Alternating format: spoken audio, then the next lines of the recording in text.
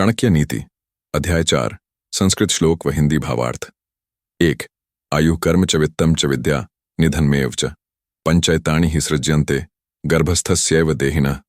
1 उम्र, कर्म, रुपया पैसा, विद्या और मौत, ये 5 बातें शरीरधारियों के गर्भ में स्थित होने के समय ही निश्चित हो जाती हैं।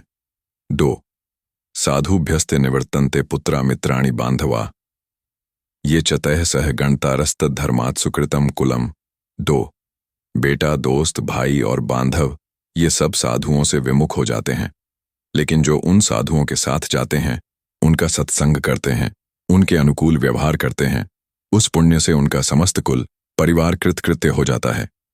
3 दर्शन ध्यान संस्पर्शय रमत्सी कुर्मी च पक्षिणी शिशुओं पालयते नित्यम तथा सज्जन संगतिहा। 3 मछली, कछुई और मादा चिड़िया वगैरह जिस तरह देखकर, ध्यान देकर और छूकर अपने बच्चे को पालती है, उसी तरह श्रेष्ठ पुरुषों की संगति, उन्हें देखना, ध्यान, पैर छूना आदि भी मनुष्यों का पालन करती और उनकी भलाई करती है।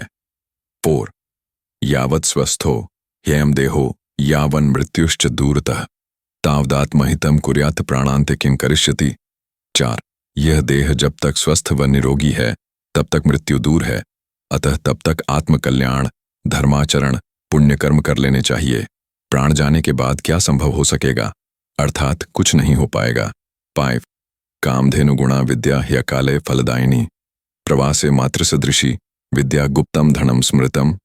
5 विद्या कामधेनु के समान गुण युक्त है, विदेश में विद्या मां की तरह हित और रक्षा करती है। यही कारण है कि आचार्य चाणक्य विद्या को गुप्त धन कहते हैं। 6 वर्मे को गुणिपुत्रो निर्गुणैश्च शतैरपि एकश्चंद्रस्तमो हन्ति न चताराः सहस्रशः। 6 सैकड़ों गुणहीन बेटों से एक गुणवान पुत्र उत्तम है। चंद्र अकेला ही अंधेरे को समाप्त कर देता है, किंतु हजारों तारे अंधकार का नाश नहीं कर पाते। 7 मूर्खश्चिरायुर्जातोपि तस्मात् जात मृतो वस मृतः सच्चाल पदु खाए यावज्जीवम जड़ो दहित। 7 लंबी उम्र का मूर्ख पुत्र की अपेक्षा पैदा होते ही मर जाने वाला पुत्र बेहतर है, क्योंकि पैदा होते ही मर जाने वाला पुत्र तो थोड़े समय के लिए दुखदायी होता है, लेकिन मूर्ख जब तक जीवित रहता है तब तक दुख देता रहता है। 8 कुग्राम वास कुलहीन सेवा कुभोजनम क्रोधमुखी च भार्या पुत्रश्च मूर्खो विधवा च कन्या बिनाग्निना षट प्रदहंती कायम। 8 खराब गांव में निवास, कुलहीन की सेवा, बुरा खाना, गुस्सैल पत्नी, मूर्ख बेटा व विधवा कन्या, ये 6 चीजें बिना अग्नि के ही मनुष्य को जलाती रहती हैं।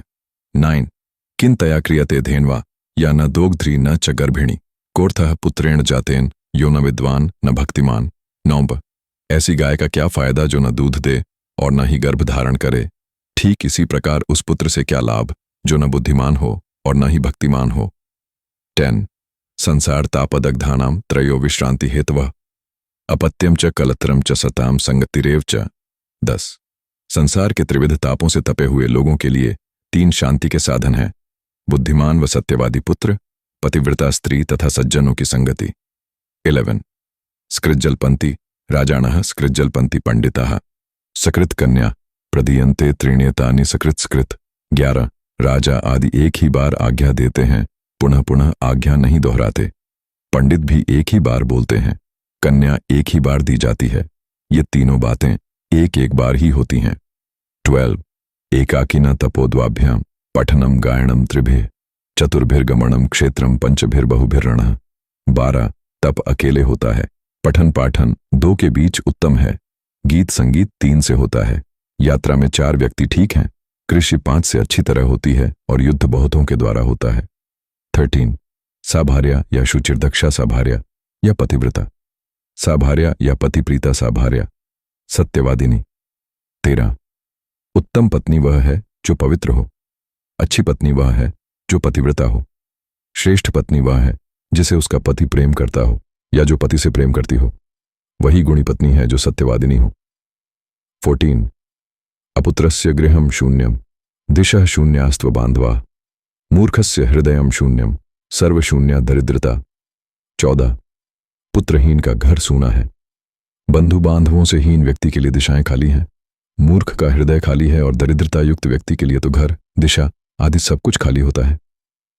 15 अनभ्यासे विषम शास्त्रमजीर्णे भोजनम विषम दरिद्रस्य विषम गोष्ठी वृद्धस्य तरुणी विषम 15 अभ्यास के अभाव में शास्त्र विष के समान है, अजीर्ण में भोजन विष के समान है, दरिद्र के लिए सभा विष की तरह है और वृद्ध पुरुष के लिए स्त्री विष है।